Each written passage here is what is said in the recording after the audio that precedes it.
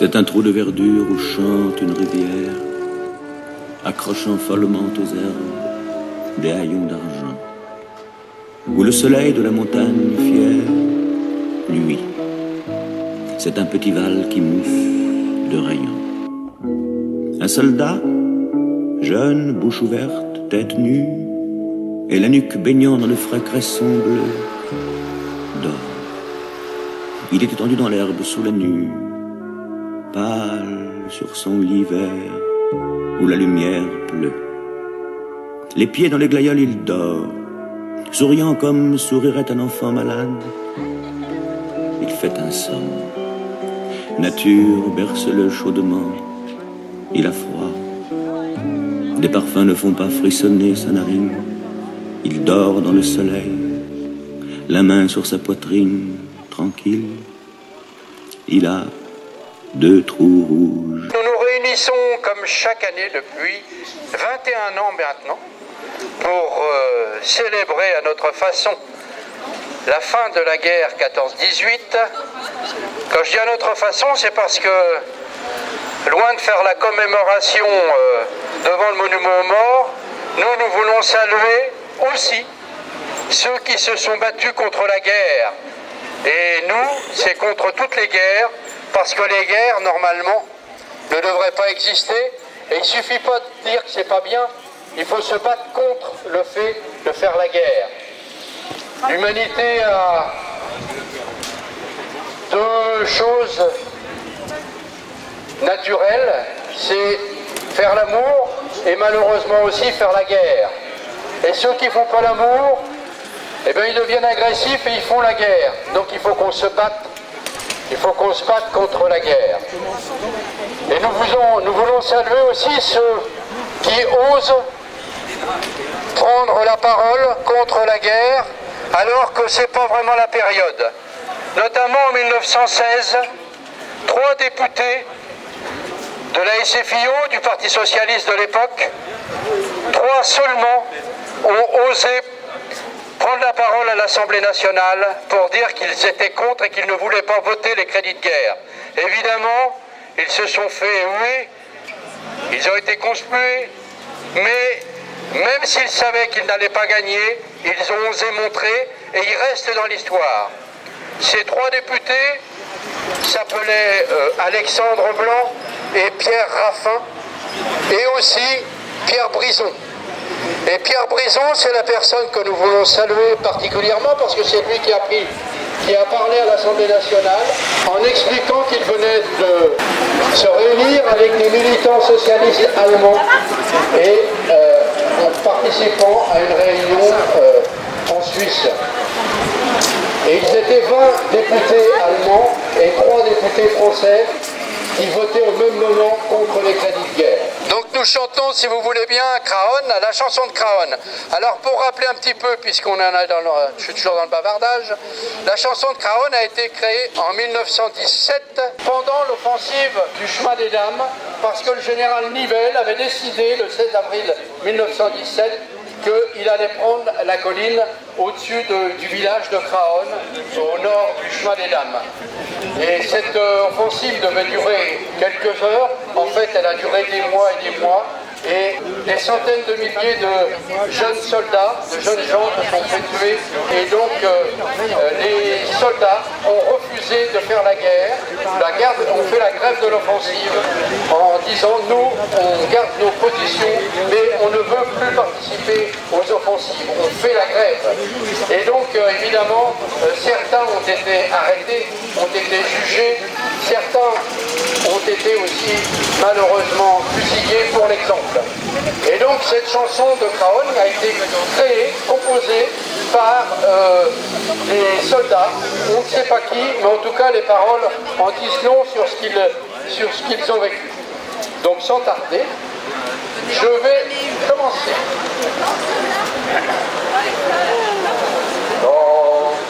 Quand au bout de 8 jours, le repos terminé, on va rejoindre les tranchées.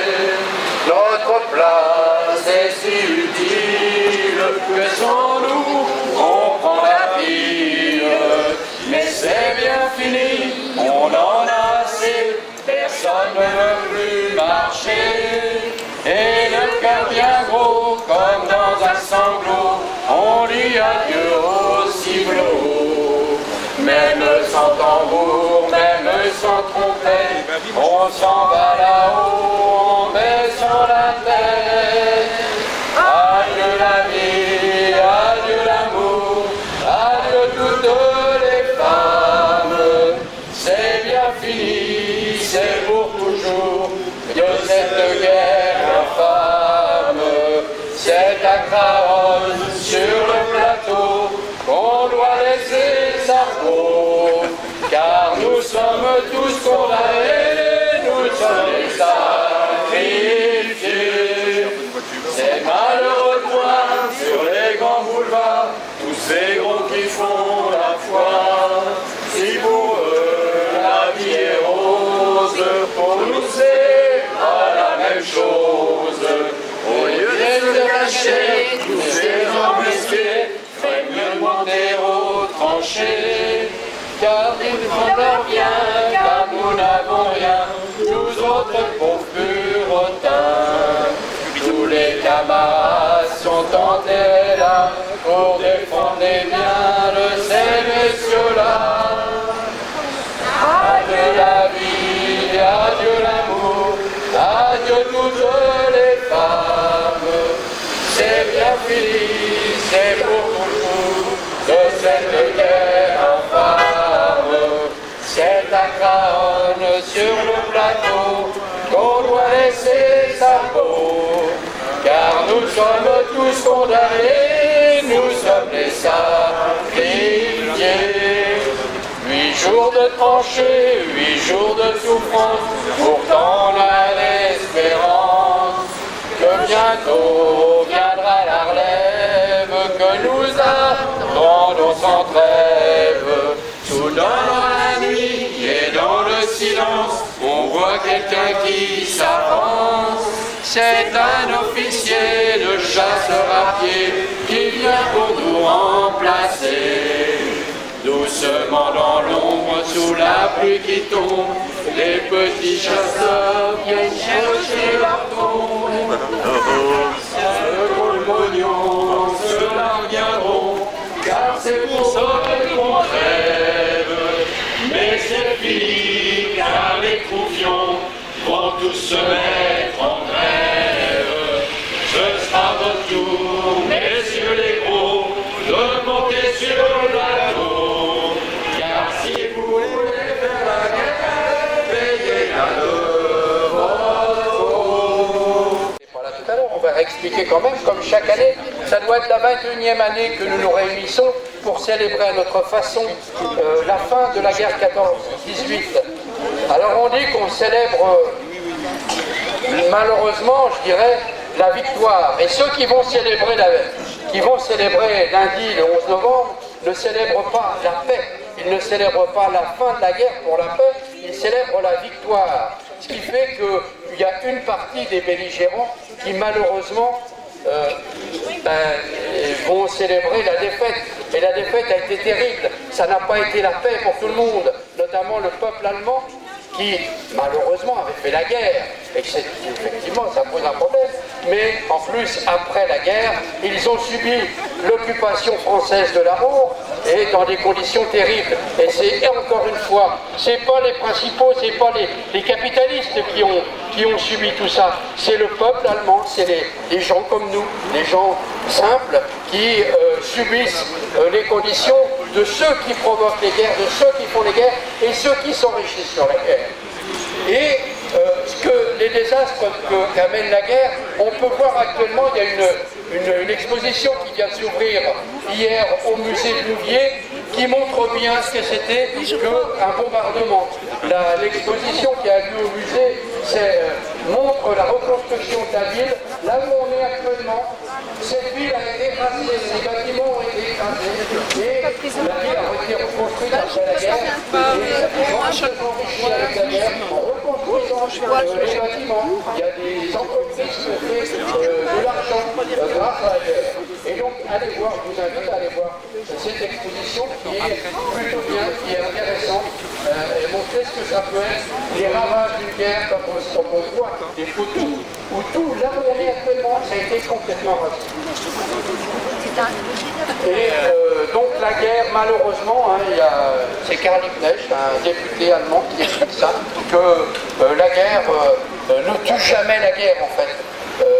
Jamais il n'y a aucune guerre qui n'a amené vraiment la paix. Il y a des victorieux, dans une guerre il y a des gens qui gagnent, des gens qui perdent, mais une guerre n'amène jamais la paix. Ça, en fait, ça provoque toujours une autre guerre à un autre moment. La guerre, après 1918, on a vu malheureusement qu'il y a eu encore la guerre en 1939, et après il y a eu la guerre froide qui a amené encore d'autres guerres ailleurs dans le monde.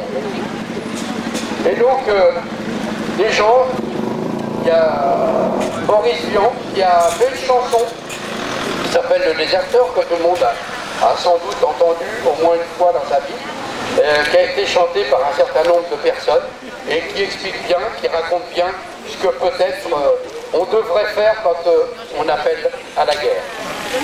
Donc Le Déserteur. Monsieur le Président, je vous fais une lettre que vous lirez peut-être si vous avez le temps. Je viens de recevoir mes papiers militaires pour partir à la guerre avant mercredi soir. Monsieur le Président, je ne veux pas la faire, je ne suis pas sur terre pour tuer les pauvres gens. C'est pas pour vous fâcher, il faut que je vous dise, ma décision est prise, je m'en vais déserter. Depuis que je suis né, j'ai vu mourir mon père, j'ai vu partir mes frères et pleurer mes enfants. Ma mère a tant souffert qu'elle est dedans sa tombe, et se moque des bombes, et se moque des vers. Quand j'étais prisonnier, on m'a volé ma femme, on m'a volé mon âme, et tout mon cher passé. Demain de bon matin, je fermerai ma porte, au nez des années mortes, j'irai sur les chemins. Je m'en dirai ma vie sur les routes de France, de Bretagne en Provence, et je dirai aux gens, refusez vos pays, refusez de la faire, n'allez pas à la guerre, refusez de partir. S'il faut donner son sang, allez donner le vôtre, vous êtes bon apôtre, monsieur le Président. Si vous me poursuivez, prévenez vos gendarmes que je n'aurai pas d'armes et qu'ils pourront tirer. La fin de la guerre 14-18, quand je dis à notre façon, c'est parce que nous voulons aussi saluer ceux qui ont combattu la guerre, ceux qui, pendant la guerre, qui les soldats ont refusé, ou pour certains, ont fait la grève de l'offensive. Donc voilà, c'est notre façon à nous de saluer, non pas de célébrer la victoire, mais dire que nous ne voulons plus de guerre. Nous ne voulons plus de guerre. Alors effectivement, les gens lui disent ça ne sert pas à grand chose, sauf qu'il faut qu'il y ait des gens, même si c'est minoritaire, comme l'ont été les 3 députés français, Pierre Raffin, Alexandre Blanc et Pierre Brison.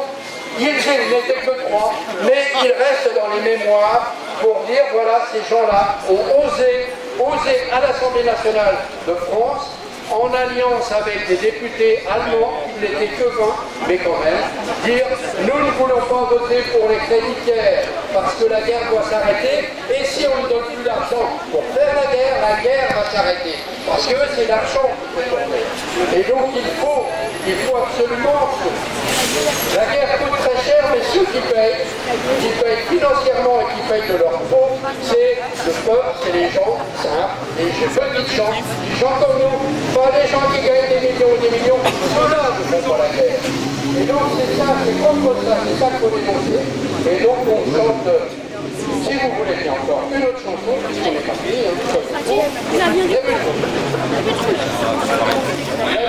c'est pour rappeler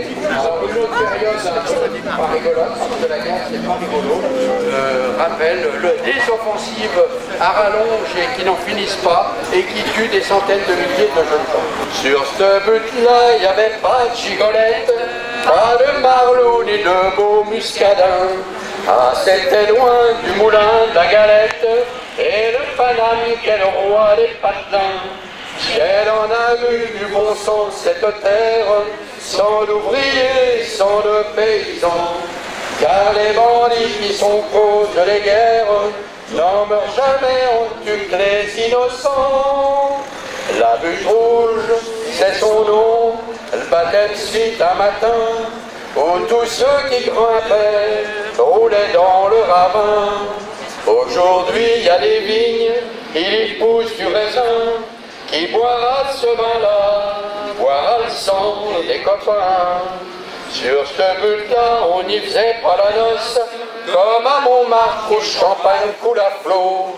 Mais les pauvres gars qui avaient laissé les gosses, ils faisaient d'entendre de terribles sanglots. Ce qu'elle en a bu des larmes, cette terre, larmes d'ouvriers, larmes de paysans. Car les bandits qui sont cause des guerres ne pleurent jamais car ce sont des tyrans. La butte rouge, c'est son nom, le baptême suite un matin, où tous ceux qui grimpaient roulaient dans le ravin. Aujourd'hui, il y a des vignes, qui poussent du raisin, qui boivent ces vins-là, voilà, les copains. Sur ce but-là, on y refait des vendanges, on y entend des cris et des chansons. Filles et gars doucement qui échangent des mots d'amour qui donnent le frisson. Peuvent-ils changer dans leurs folles étreintes qu'à cet endroit où s'échangent leurs baisers? J'ai entendu la nuit monter les plaintes et j'y ai vu des gars au crâne brisé. La butte rouge, c'est son nom, le baptême suite un matin, où tous ceux qui grimpaient roulaient dans le ravin. Aujourd'hui, il y a des vignes, il y pousse du raisin, et moi j'y vois des croix, portant le nom des copains.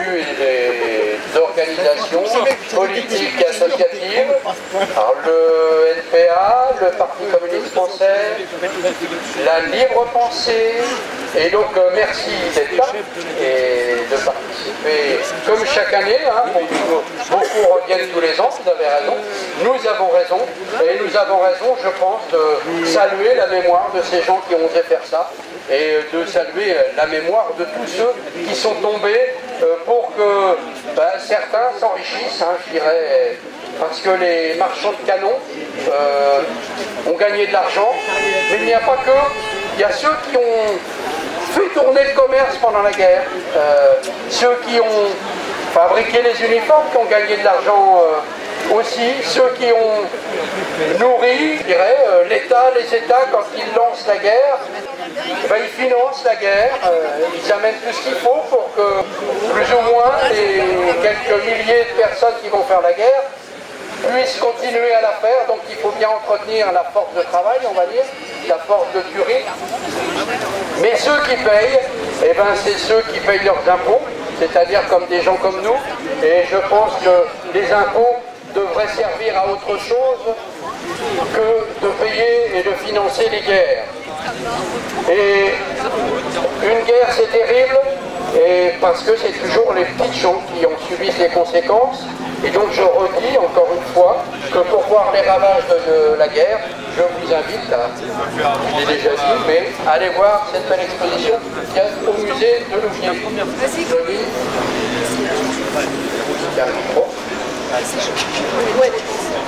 Oui, bonjour à tous. J'ai pas préparé grand chose, simplement je voulais dédier exceptionnellement aujourd'hui ce rassemblement à Léon Duteuil. Léon Duteuil qui est mort le 6 mai 1916, N, côte 303.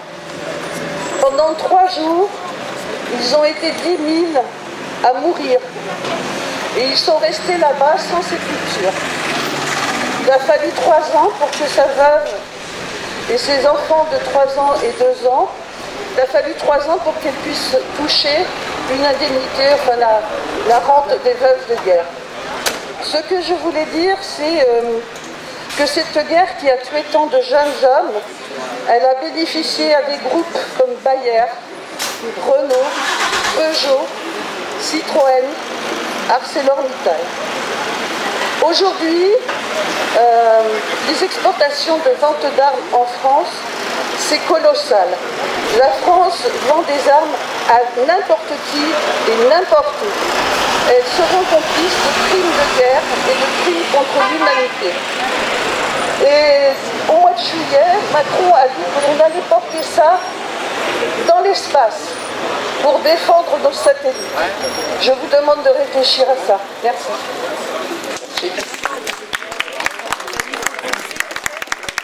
Claude Duflo pour la libre pensée. Donc le 6 avril dernier a été inauguré à Chauny-dans-l'Aisne un monument pour la réhabilitation des fusillés pour l'exemple. Depuis plus de 30 ans, la libre pensée a engagé ce combat. 30 ans pour faire connaître et reconnaître que ces hommes fusillés pour l'exemple de la Première Guerre mondiale n'étaient ni des lâches ni des traîtres. 30 ans de reniement de la part des exécutifs qui se sont succédés, feignant de s'intéresser à la question pour mieux les assassiner une seconde fois en les enfermant au musée des Invalides face à leurs bourreaux. 30 ans que les pacifistes, les antimilitaristes, les républicains se mobilisent autour des monuments qui énoncent la boucherie de 14-18. Monuments méconnus ou ignorés que le travail des fédérations de la libre pensée a mis en exergue. 1 an après le centenaire de la Première Guerre mondiale, se sont rassemblés ont eu lieu plus de 123 rassemblements. Comme le disait Emmanuel Macron lors des commémorations pour le centenaire de la fin de la guerre, les fusillés pour l'exemple avaient failli à leur devoir. Comme l'écrit l'historien Howard Zinn, un grand mouvement doit être inspiré par une véritable vision comme celui des droits civiques, l'était par le rêve d'égalité et le mouvement pacifiste par un objectif de paix. Dans le cas qui nous intéresse, la vision est pour tous les habitants de cette planète la plus exaltante qui soit. C'est celle d'un monde sans guerre, sans ces états policiers qui se nourrissent du militarisme et de formidables ressources, seraient consacrés à satisfaire les besoins de l'homme.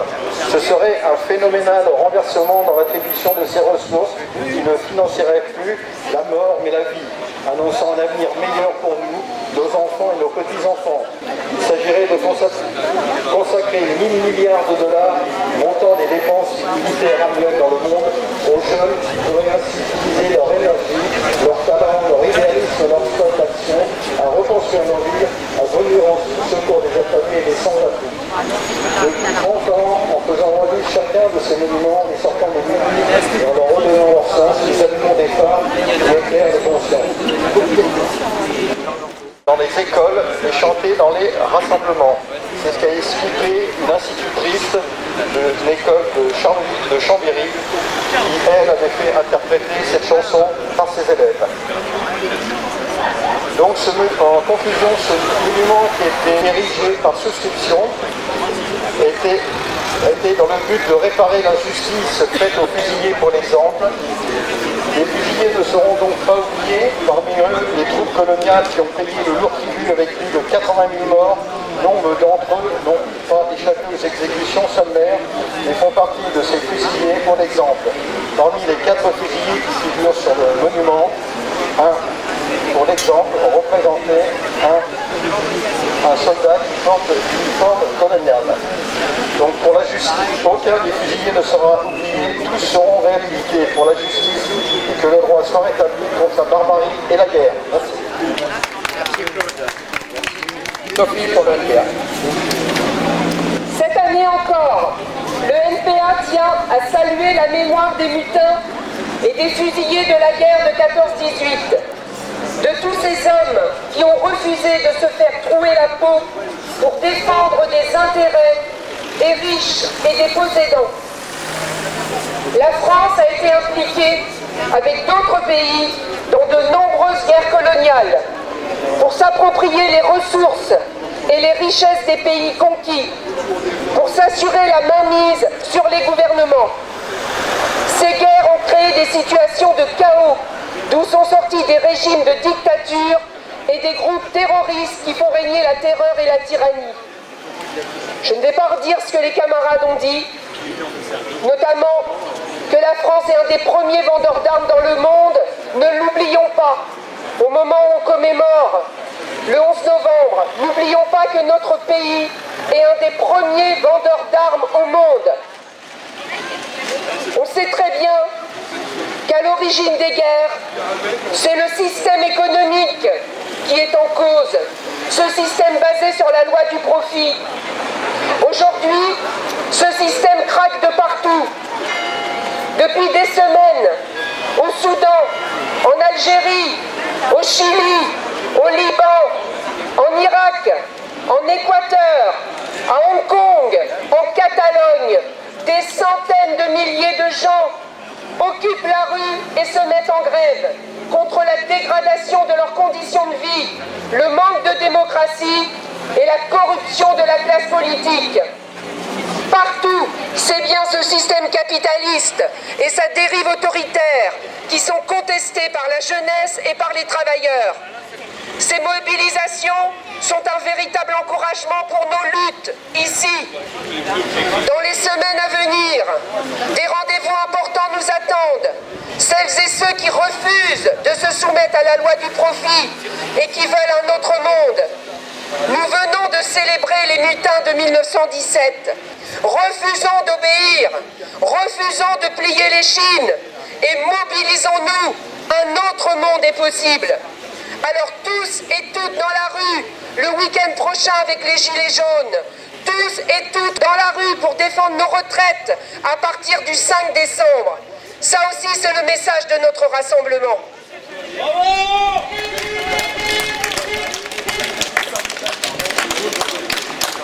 Merci.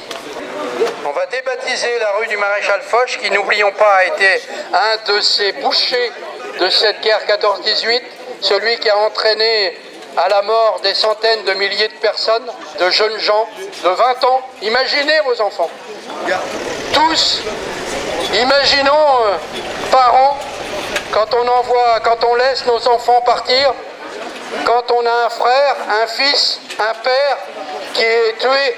Imaginons toute la tragédie que cela amène. Ils étaient 3 députés à refuser de voter les crédits de guerre. Ils étaient membres de la SFIO, le Parti Socialiste, en 1916. Et ils étaient 3, je rappelle leur nom, Alexandre Blanc, Jean-Pierre Raffin et Pierre Brison, qui ont refusé de voter les crédits de guerre. Il fallait être courageux pour oser le faire parce qu'ils n'étaient que 3 sur l'ensemble de l'Assemblée nationale, bleu horizon, où tout le monde était derrière et à vouloir faire la guerre. Et personne ne disait qu'il fallait arrêter de faire ça. Donc Pierre Brison, lui, a refusé et a voté contre les crédits de guerre. Et donc nous allons aujourd'hui procéder, allons-y, au changement de nom de cette rue qui s'appellera, à l'endroit, voilà, qui s'appellera Pierre Brison.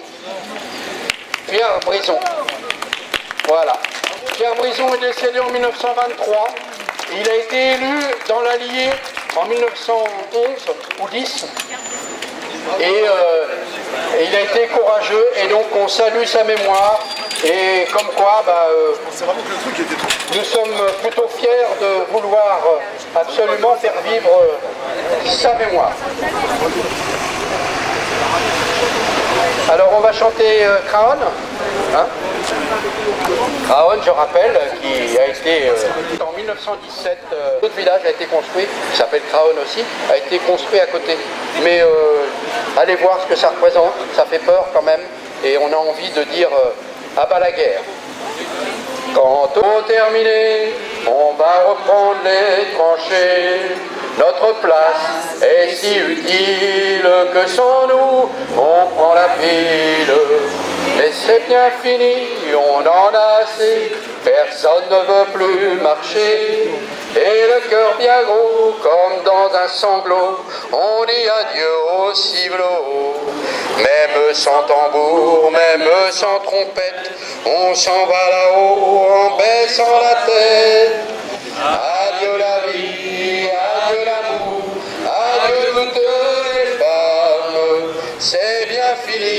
finissait pour toujours de cette guerre infâme. C'est à Craonne, sur le plateau, qu'on doit laisser sa peau.